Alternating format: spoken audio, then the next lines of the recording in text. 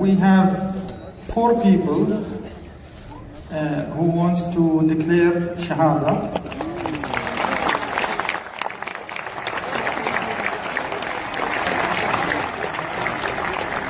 So they can come to the stage.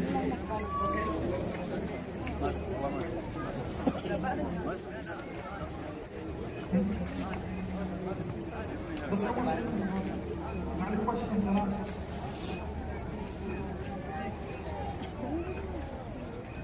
It's very easy to become a citizen of a Muslim nation. All you have to say is the password, which Sheikh ZAKIR inshallah will teach it to our newcomers.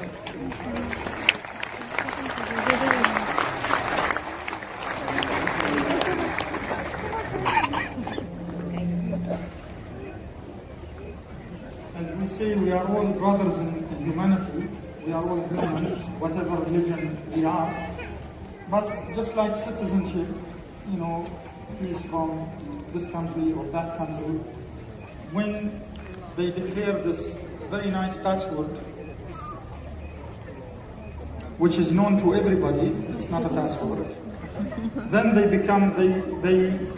gain a special brotherhood, which is the brotherhood in Islam.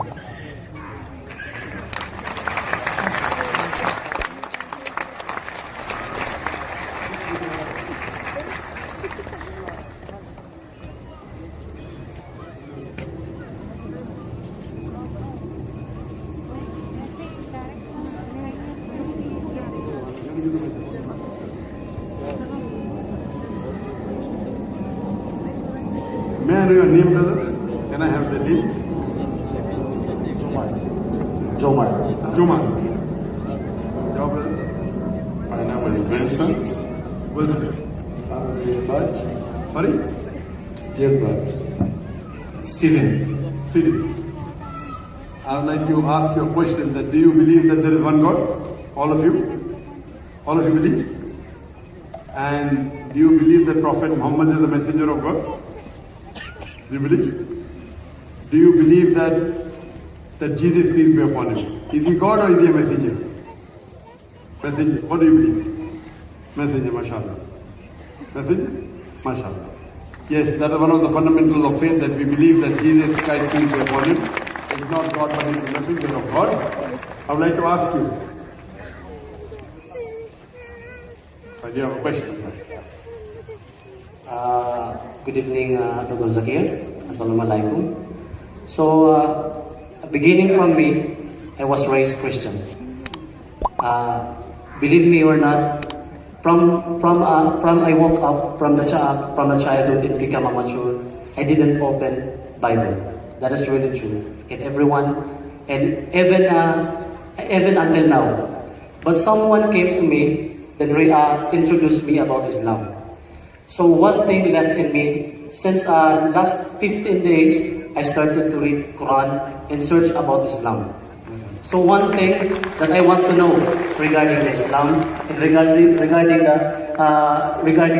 become a Muslim, I prepared some questions. I prepared some notes here, which is I found in the YouTube, in other articles in the internet, that it says these words came from Prophet Muhammad, peace upon him.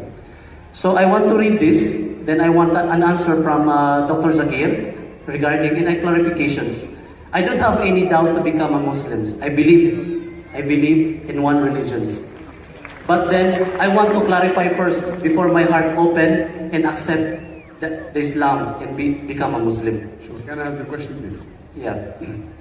So Prophet Muhammad, peace be upon him, said, "Whoever killed a person having a treaty with the Muslims shall not smell the smell of paradise, though its smell is perceived from the distance of the 40 years.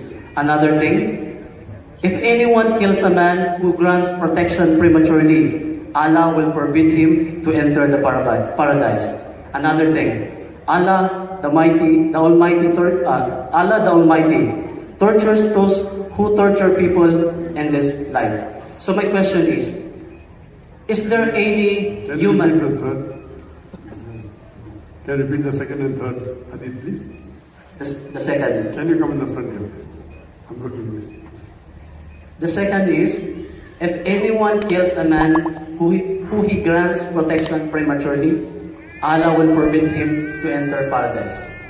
So my question for this statement from Prophet Muhammad, peace be upon him, is there any written in the book that... Can I request that the parent can take the child out, please?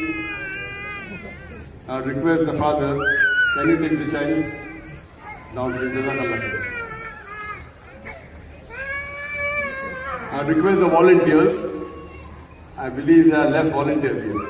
If there are volunteers here, if you avoid me telling on the stage, your ears should be sharp enough. It is mentioned very clearly that children below the age of 8 should not be allowed here. So you see to it that the volunteers, the ears should be sharp enough.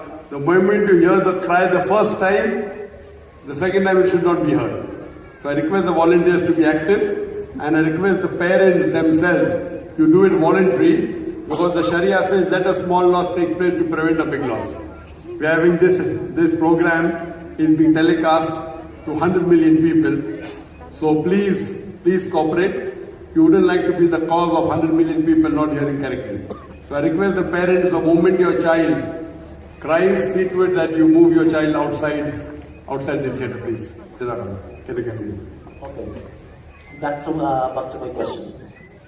So, if there is any written in the book that, or in the Quran, says that there is one person, a human being, sent by God or give the authority that kills a person, whatever this person has sinned or even the heavy sins. So according as what I said, Allah Almighty tortures the person who tortures human beings. So that is my question. What's the question? I don't understand. Is there any human being that Allah gives permission to kill a person? Just what we did, just what happened nowadays. I was asking a question that does Allah give permission for you to kill any other human being? The hadith is called that if there is a tie, then hadith is quoted 3 hadiths. One hadith says that if there is a peace treaty between the Muslims and the others, you have to protect that person. If you don't, then you will not enter Jannah. The second says that you cannot kill a person who is under peace treaty. If you do that, you shall not enter Jannah. All these verses talk about you should not kill any other human being which is under treaty. There's also another verse in the Quran which I quoted in my talk, which is a very important verse in the Quran. In Surah Ma'idah chapter 5 verse number 32, we say that if anyone kills any other human being, whether it be a Muslim or non-Muslim, unless it be for murder or for spreading corruption in the land, it is as though he has killed the whole of humanity. And if he saves any human being, he has saved the whole of nation. So according to the Quran as well as the Hadith, you cannot kill any innocent human being. And your question, who can you kill? Only that person, as the Quran says, unless you cannot kill any other human, unless he spreads corruption. So if a person spreads corruption in the land, then you can kill him. Do not kill any other human being unless he commits murder. If someone has murdered someone, and then if you murder him, Quran gives permission. Secondly, if he spreads corruption in the land, for example, if a man goes and rapes a woman, it is spreading corruption. So the penalty in Islam for rape is death penalty. So the only 2 places where you can kill any other human being is that if he is spreading corruption in the land or if he has committed murder. Spreading corruption can include many things. For example, as I said, committing rape of a woman. So if these 2 things are there, these 2 are the only time where death penalty can be given, and the Sharia specifies it where death penalty can be given. If you read the hadith of Muhammad Sallallahu Alaihi Wasallam, there are cases where death penalty can be prescribed. In all the other cases, if you kill any other innocent human being, if he is not spreading corruption in the land, and if he has not committed murder, then it is as though he has killed the whole of humanity.